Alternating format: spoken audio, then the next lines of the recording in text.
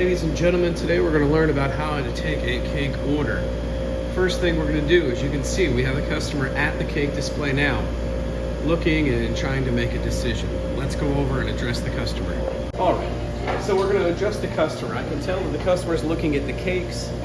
I'm going to ask the customer some questions to figure out if they need a cake. First question I'm going to ask is, do you have a particular type of cake you're looking for today? And the customer would go over what they're thinking of. I would then ask one of the most important questions. Is there something here, or is there something you want to make yourself? If they want to create their own cake, that's what I'm going to need the cake order form. Okay? So when I'm filling out this cake order form, the first thing I'm going to be looking at is the top here. I'm going to be asking some important questions. All right, my first question is, when are you looking to get this cake? All right, if they're saying, later today or tomorrow, especially later today, I'm sorry, we can't make cakes that fast. You're going to have to choose something out of this display. Whereas, if they want something in the future, we can possibly do that. All right, so we were out by the cake display earlier. Typically, we'd go out there, but right now we're open and we have customers. I don't want to disturb them. All right, so when I determine that, yes, a customer wants to order a cake, and I retrieve that cake order form, I have some important questions I want to ask them. That first question is, when would you like this cake for? If that answer is, I'd like that cake today, then of course you're going to have to say, I can't get you a cake today because we have to make them and it's ice cream, have to freeze. You're going to have to choose something out of the display. I want this cake for tomorrow. Most likely not going to be able to do it. I would tell them we typically need about 48 hours advance notice, preferably 72. But again, if they want it the next day, depending on the day of the week that it is, if it's a weekday, it's possible Jennifer could do it as long as you, the person taking the cake order, knows how to build that cake. But you can't make the decision to take it until you have spoken with Jennifer first. If it is a weekend, there is no way we're going to be able to do it tomorrow. There's only so many days a week that Jennifer can come in here and do cakes, regardless of which store it is.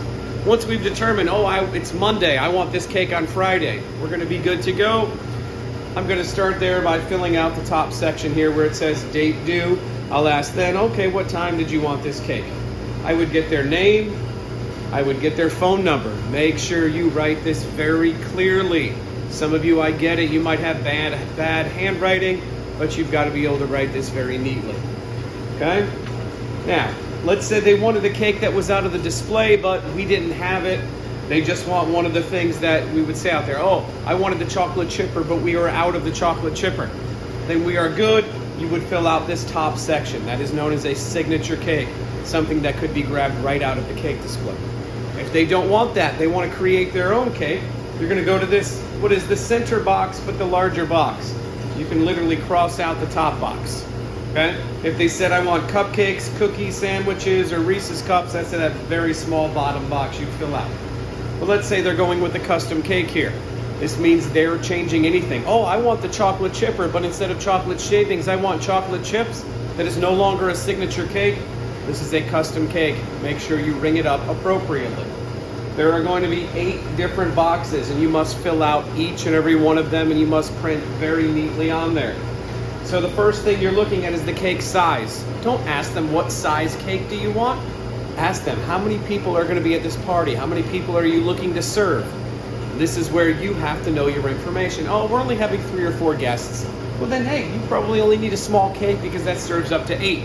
But if you're somebody that's like me and you like leftovers and you like having cake for breakfast, you can go up to our large round cake. That serves up to 14. Okay? We have 3 different size cakes. We have the small round cake, serves up to 8. The large round cake serves up to 14, and we do have a rectangle cake which can serve up to 25 people. We don't ever have those in display, or very rarely, so that's a special thing that, again, you probably want to call Jennifer on to make sure this can be done. And you can even point to the cakes in the display as you're doing the order and say, here's the different sizes. Make sure, one thing you should never do is take this cake order form and hand it to the customer and ask them to fill it out. It is your job to fill it out to make sure it's done appropriately. We then go to the ice cream flavor. They pick one flavor. We go to the mix-ins. They can choose 1 or 2 different mix-ins. They can't go over the top on that.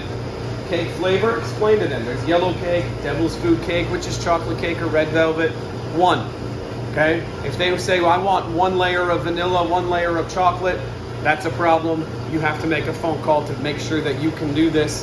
This is something that is difficult to do.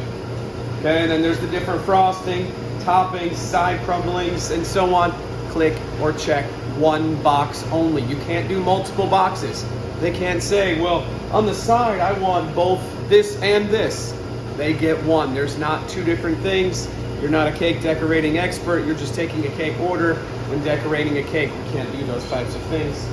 Make sure for the message on the cake, figure out what color it is. We can't do the black in color. It just doesn't work. And then the message and be exact. Don't abbreviate. Okay? If they want happy birthday, you write happy birthday. Don't write happy B-day.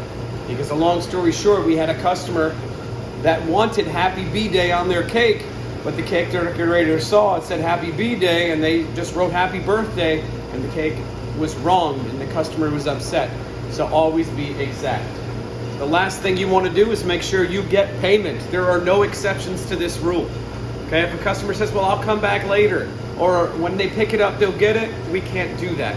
There's been too many instances where a customer does not pick up a cake. So they must pay for it at the time of order. You ring it up. Again, you're doing the custom cake section, you ring up a custom cake.